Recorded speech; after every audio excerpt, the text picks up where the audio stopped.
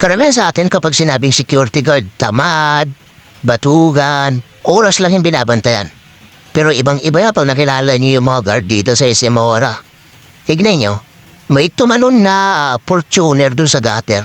Kahit malakas ang ulan, tinulungan nila, Nagkapote sila, Naghakot sila ng sandbag. And then kinak nila.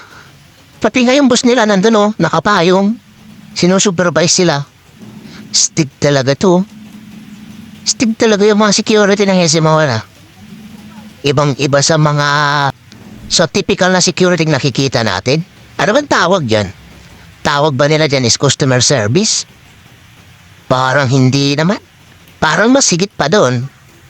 O ayan sila, Ayan yung area nila. Lakas ng ulan. Mantakin mo. Kanina ang init-init nandyan sila. Tapos biglang nagpaulan. Pag ako niyan, sisilong na ako. Extra mile service ang tawag dyan, Partida. Walang bayad yan. Walang nagutos dyan.